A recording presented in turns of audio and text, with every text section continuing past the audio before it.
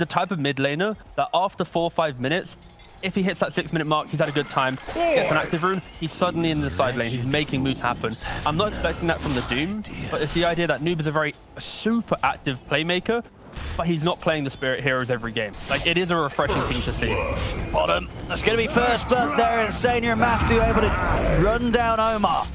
That's quite a potent chase down those two heroes can offer, even at just the level 1 between the poison touch, the daggers, those slows allowing them to keep that poison touch continuously refreshed from Insania. It's a classic laning duo for like someone who's new to Dota, right? You're like, yo, you play Dazzle, you put your Q on him, and I'll dagger him and I'll play, you know, that's very much like the early laning duo partner of the historic laning combo. I mean, Amar's definitely got to be careful. I mean, especially if they hit level 2, they're going to go straight for that snap fire again. So yeah, that's the main thing here, right? Like they mentioned it on the panel, like the Timbersaw in this lane won't really care too much. PA should have a little bit of pressure when the Timber has levels, but early on, if Omar steps out and he dies 2 or 3 times, that could be what offsets the lane to enable PA to actually have confidence in the lane into the Timber source. For sure, Omar needs to be careful. And then on this top lane, Thug and DNZ, can they do much to try and pressure ZAI or Boxy, or is this just too sort of tanky and sustainable of a lane to us?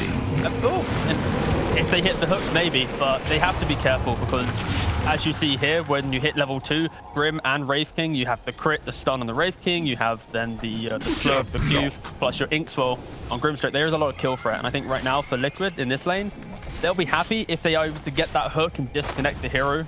Maybe you can run them down with Rot, but they'll be happy with just farming. If anything, it's Boxy overstepping his mark. That's when maybe you'll find kills in that top lane. Nice little juke there from Amar, make sure that Sani is unable to keep that poison touch going. So yes, the bottom lane, 10 for 2 against the 9 for 2. So very close between the cores down here, Matu and Funnick. Also, just to make sure we keep up to date, the poison touch on Dazzle, it only refreshes from the Dazzle. Absolutely, yeah. So it's not as if PA's actually enabling the continuation of that poison touch. But the slow from the dagger, right? Exactly, it's helping the Dazzle stay closer to his target. Yeah, just to clarify, because of course, before you used to be able to dagger to continue it because any right clicks from any source, but that has been nerfed to some degree. But it is only Dazzle now who can continue that effect on them. See in the mid lane, CS. Flesh with a slight lead. Denies in particular. The top lane being where we're seeing the biggest difference. Of course, ZAI has the Pudge. I mean, it's not like Wraith King, of course, has too bad of a right click. He's definitely one of the highest, but Pudge being Pudge, that right click damage at the early levels is pretty hard to match. Yeah, and you have to think as well the fact that when you have Io getting that extra little bit mana regen as well, Pudge is going to have more hooks available in lane. He can even use it on the big, the hard camp inside the lane to get that extra bonus gold and XP, or he can look for some kills. And you see from DNZ's positioning, very scared to even show his face in the lane. Because if you get hit by that hook, especially when Pudge is level 4 with the Rot and the Tether slow, if you're not near your tower, you will die to this combo. It's about distance for this combo to really thrive. In regards to itemization from a core Pudge, most likely it will be a Vanguard, Phase Boots, Soul Ring, into then like a Blink, Shard, and then probably a BKB. That's kind of like the general gist of it, being able to just walk into scary engagements and be kind of that fight initiator, be it through just being tanky or getting off that hook. I'm gonna make a bit of an attempt onto ZAI here. They're doing a pretty good job, cool guys, as ZAI does fall once again relatively low. That's a Soul Ring complete now on ZAI. Don't take this The mid lane is this be a kill here for Stunlands? It's going to be close. It's enough. Very nicely done there by Mickey as he's able to take down Noob in the 1v1 mid. Yeah, if you look at the CS right now, it is very much less favored. Every time Doom walks up to the lane, he is getting hit by the Split Earth and the Lightning Storm. He's going to go for Thug here. Goes in with a hook. They've got the damage. They're able to take down Thug. Now they're going to try and turn their attention maybe over towards DNZ, but I can't quite get him in reach of the range of Rot. They'll settle for the 1 kill alone. It's the big one, taking the carry out of his lane. It is so refreshing to see a Pudge in a competitive game. Of course, we saw it yesterday as he connects the hook. And look, this is just the chase down that I mentioned, right? You have the Tether slow, you have the Rot slow. That's big. It is devastating. It's a level-dependent lane. They have the levels now. Cool guys need to be careful. I mean, it is. When you sort of get those 2 kills like that as the duo they are, it's suddenly now that area of the map. I mean, obviously, for now, they're sending the raking back up there. But it's not going to be easy. This is his big power spike. As you rotate out, you then automatically kill the enemy Wraith King. There we go. Yeah. It's great laning setup. And now ZAI goes bottom, kills the Timbersaw. Like, this is the perfect setup. Mid. And then they kill mid. They get 3 core kills in quick succession. Yeah, Liquid all over the place with these moves. And it's looking pretty good so far. 7 minutes in, 7-2, 2K lead, and all 3 cores comfortably at the top. And they got relocate already. Because they've been hooking creeps, relentlessly, getting these early kills, they're already straight back to the top lane. And ZAI, very quick there with the Dismember into the hook, making sure there's no chance for the Swell to pop off. Case is going to be made over towards Insania, and the 4 members of COOLGUYS will surround and kill the Dazzle. So something found in return. ZAI now head up towards the top part of the map. He won't be able to take down Funnick on his own. Does need at least a +1 if they want to try for Timbersaw. He's got Insania. See what they can make of this. They start off the action. See if Funnick's tanking up to live for this. Okay, with Mickey and Boxe coming in there, there's definitely no chance for the man there as Funnick will fall. Now Liquid, they're ready to head over for more. Noob and Omar, they've got to come up with a plan here. They've got to get out. As Noob will be able to dodge the stun. Insania and Mickey, they're looking to chase down Omar. Hook on the low ground. ZAI hits a beauty. Used to this. And then he gets to just slowly walk down DNZ. You bring in the eye, get a little bit more move speed in, and here's a slow. Tether slow as well. I mean, Liquid are just rolling all over the place here. Bringing the action, and COOLGUYS, they are certainly suffering due to it. Alright, so a combination that I want to see Liquid run at least once. They're poking their heads in. Funnick's up here in front.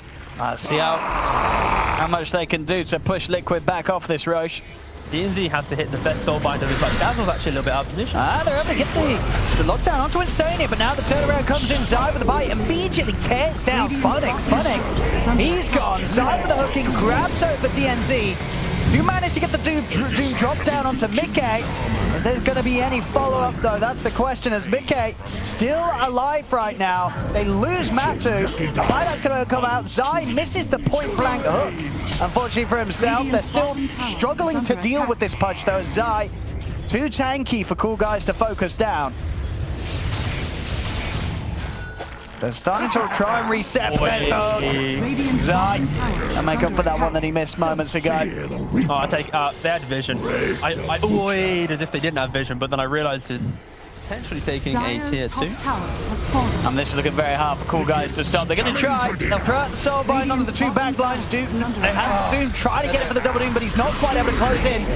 Turn over towards ZAI instead, but the shallow grave is there. ZAI falling over there, able to take him out in time. ZAI's going to be left saved alive as Mickey will be the one to fall, but he's got the Aegis ready for round 2.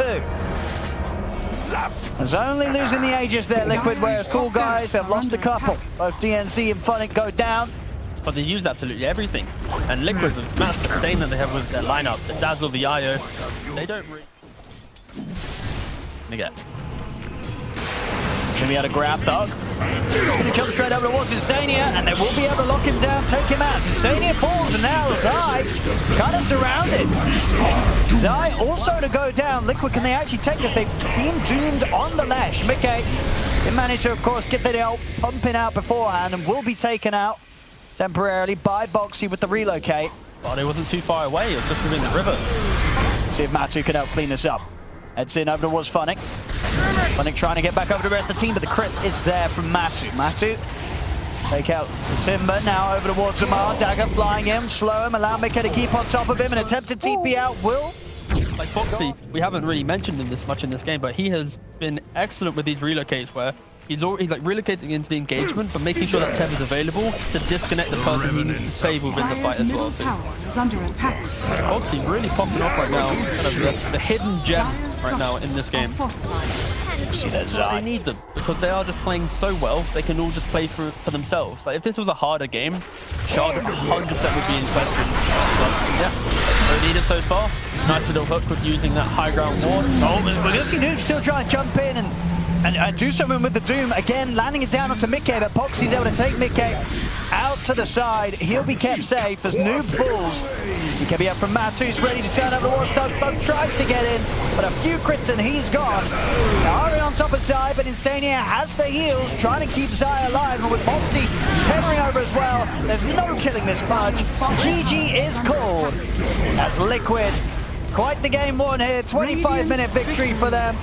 We did imagine that this series, this game was going to be a tough one for Cool Guys. It's certainly, and yeah, game 2